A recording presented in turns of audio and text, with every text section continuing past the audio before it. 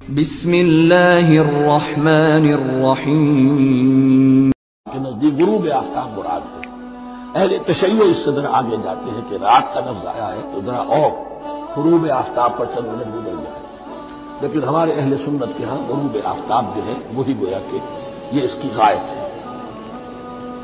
وَلَا تُبَاشِرُوهُنَّ وَأَنْتُمْ عَاكِفُونَ فِي الْمَسَاجِدِ، لیکن یہ رعایت جو تمہیں دی جا رہی ہے اس میں ایک استثناء ہے، جب تم معتکف ہو مسجدوں میں تو پھر اپنی بیویوں سے کوئی تعلق قائم کرو۔ وَلَا تُبَاشِرُوهُنَّ، مت ان سے مباشرت کرو، وَأَنْتُمْ عَاكِفُونَ فِي الْمَسَاجِدِ، جبکہ تم مسجدوں میں اعتکاف میں ہو، آخری عشرے میں جو اعتکاف ہوتا ہے۔ تِلْكَ حُدُودُ اللَّهِ فَلَا تَقْرَبُوهَا، یہ اللہ کی حدود ہے، ان کے قریب مت جاؤ۔ بعض جگہ پر آتا ہے فَلَا تَعْتَدُوهَا، ان حدود کو عبور نہ کرو، ان سے تجاوز نہ کرو۔ تو حرام تو یہی شے ہوگی کہ حدود سے تجاوز کیا جائے، لیکن احتیاط اس میں ہے تو keep at a safe distance, ذرا دور رہو۔ آخری حد تک چلے جاؤ گے تو اندیشہ ہے کہ کہیں اس حد کو کراس نہ کرو۔ فلا تقربوها، اللہ کے حدود سے ذرا ایک سیف ڈسٹینس کے اوپر رہنا ضروری ہے۔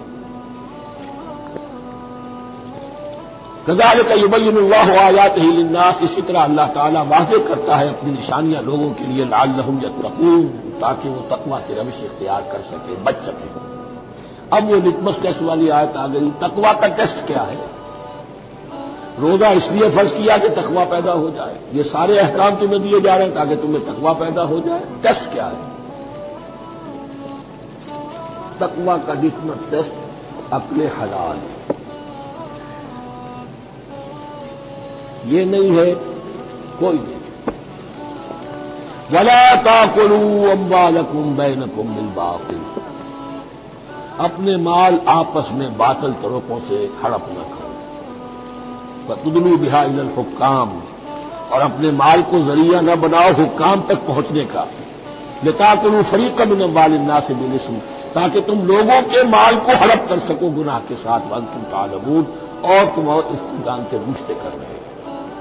جو شخص اس معیار سے تو اس سے بعد آ گیا وہ ہے یہ لسمت ٹیسٹ ہے، ورنہ نمازوں کی تعداد، روزوں کی تعداد اور حرام کھانا تو تقویٰ نہیں۔ یہ میں حیران ہوتا ہوں کہ اب اس پر کبھی غور نہیں کیا ہے لوگوں نے کہ یہ آیت کہاں سے آ گئی درمیان۔ روزے کے احکام اور اس کے بعد قتال کے احکام بھی شروع ہوں گے، حج کے احکام شروع ہوں گے، یہ بیچ میں آیت۔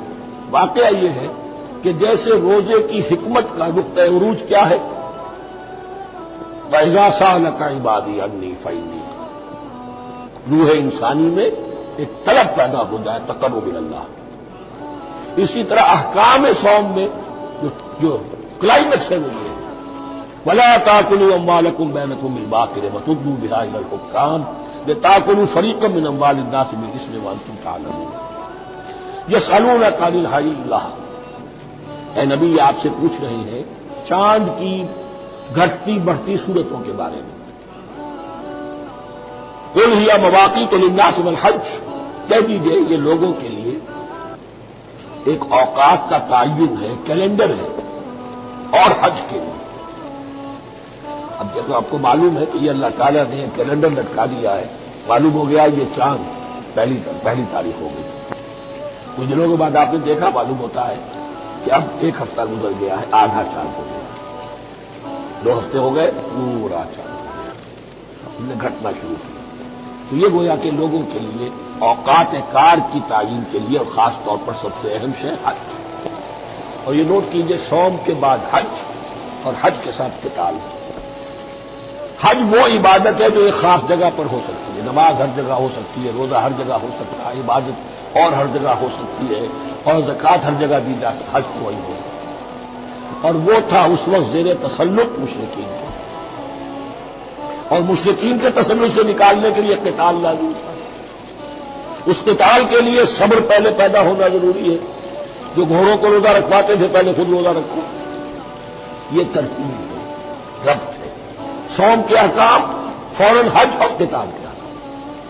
يَسْأَلُونَكَ عَنِ الْأَهِلَّةِ قُلْ هِيَ مَوَاقِيتُ لِلنَّاسِ وَالْحَجِّ وَلَيْسَ الْبِرُّ بِأَنْ تَأْتُوا الْبُيُوتَ مِنْ ظُهُورِهَا وَلَكِنَّ الْبِرَّ مَنِ اتَّقَىٰ، اور یہ کوئی نیکی نہیں ہے کہ تم گھروں میں ان کی پشت پر سے داخل ہو، بلکہ نیکی تو اس کی ہے جس میں تقویٰ ہے۔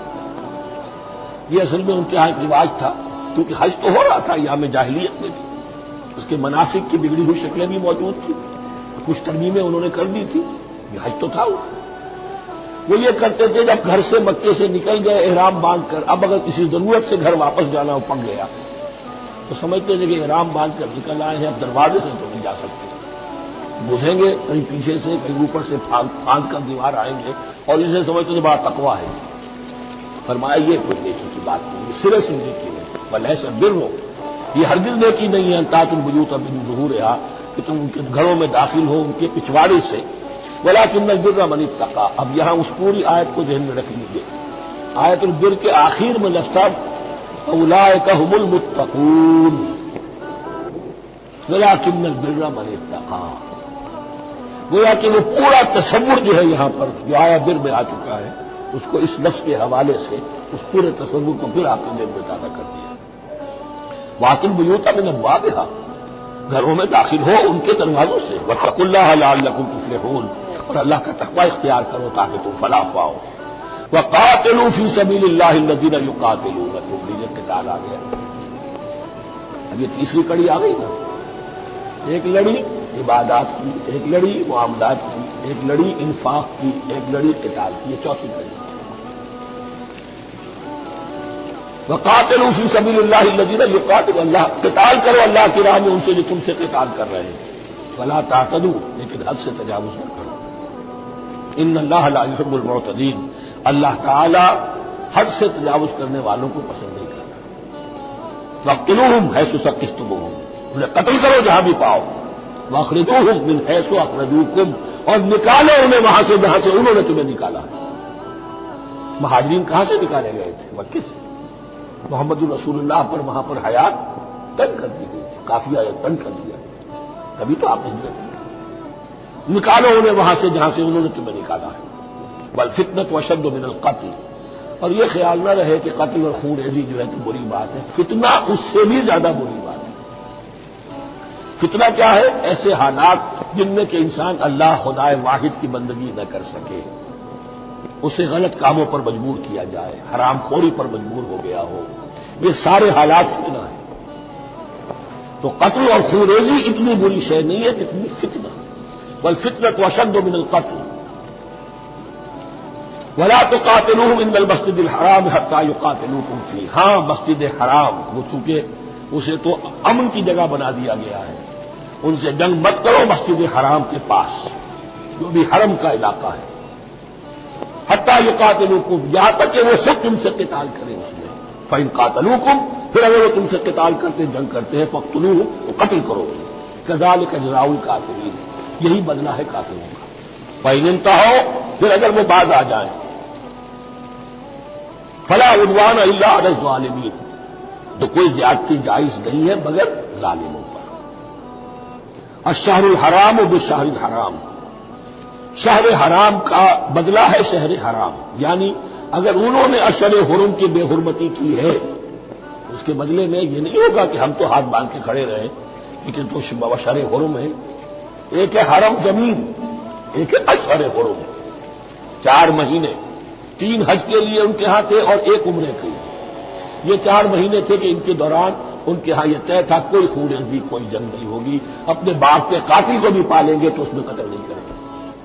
تو ایک مقام ہے حرم، اس میں جنگ حرام، اور ایک وہ مہینے ہیں ان میں جنگ حرام، لیکن اگر کفر اقدام کرے تو اب یہ نہیں کہ ہاتھ پاؤں باندھ کے اپنے آپ کو پیش کر دیا جائے، نہیں، پھر جوابی کارروائی میں اگر تمہیں بھی اس کی بے حرمتی کرنی پڑے تو اس کا وبال بھی ان پر ہو۔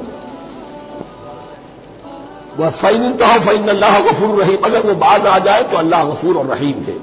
وَقَاتِلُوهُمْ، بہت اہم آیت رہ گئی، حَتَّى لَا تَكُونَ فِتْنَةٌ وَيَكُونَ الدِّينُ لِلَّهِ۔ اب جب یہ جنگ کا مرحلہ شروع ہو گیا ہے دعوت محمدی کے سلسلے میں صلی اللہ علیہ وسلم، تو مسلمانوں جان لو ایک دور تھا 12-13 برس تک تمہیں حکم تھا کفو ایدیکم، مارے کھاؤ ہاتھ نہ اٹھاؤ۔ اب یہ نیا دور آ گیا ہے، تمہاری دعوت و تحریک جو ہے وہ نئے دور میں داخل ہو گئی ہے۔ اب جب تمہاری تلواری نیام سے باہر آ گئی ہیں، اب یہ نیام میں نہ جائیں، جب تک کہ فتنہ بالکل ختم نہ ہو جائے اور دین اللہ ہی کے لیے ہو جائے، اللہ کا دین قائم ہو جائے، پوری زندگی میں اس کے احکام کی تنفیذ ہو رہی ہے۔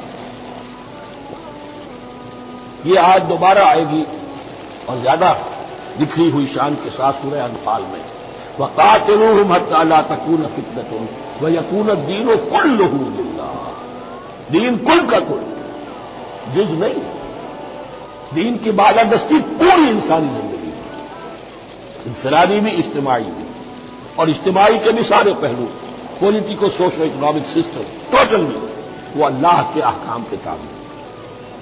لَقَاتِلُوهُمْ حَتَّىٰ لَا تَكُونَ فِتْنَةٌ وَيَكُونَ الدِّينُ لِلَّهِ فَإِنِ انتَهَوْا فَلَا عُدْوَانَ إِلَّا عَلَى الظَّالِمِينَ، پھر اگر وہ باز آ جائے، صلح چاہے تو ٹھیک ہے، پھر ظالموں کے اوپر جو ہے سوائے ظالموں کے کسی پر زیادتی جائز نہیں۔ الشہر الحرام بالشہر الحرام، حرمت والا مہینہ بدلہ ہے حرمت والے مہینے کا، والحرمات قصاص، اور حرمات کے اندر بھی بدلہ ہے۔